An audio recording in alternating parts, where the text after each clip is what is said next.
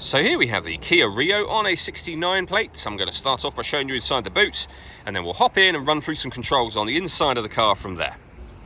As we approach the back of the car, you can see we have reversing sensors, plenty of boot space as well, along with that 60/40 split folding rear seat should you wish to increase this space even further.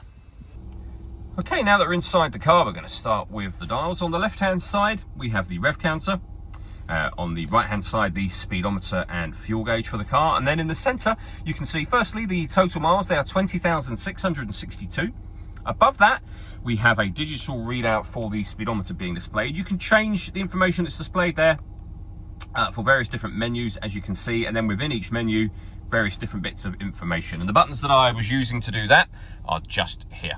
Over on that side we've also got cruise control for the car. On the left hand side we have stereo and phone controls. You will only be able to use the phone controls once you pair the phone up to the car, and that's done on the stereo screen in the center, which is where you'll also find your satellite navigation.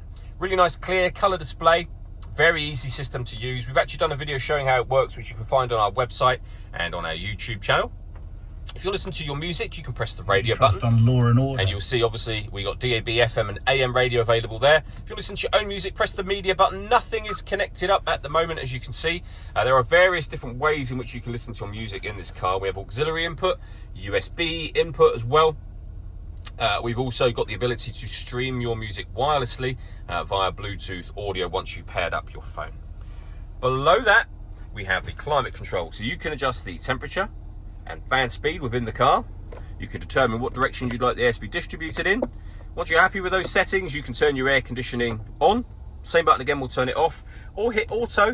The car will now maintain that temperature by taking control of the direction of the air and the fan speed for you. You can override that manually at any time you wish to.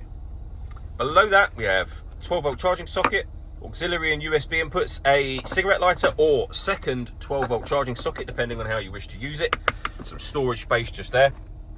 And then these buttons here. So we have a heated driver seat with 3 heat settings, heated steering wheel, heated passenger seat, again with 3 different heat settings. We can turn our parking sensors on and off, and this button turns off the stop and start. This car is designed to cut out when it's stationary in traffic to save you fuel. That system is turned off when that light shows, and we then have a 5-speed manual gearbox, as you can see.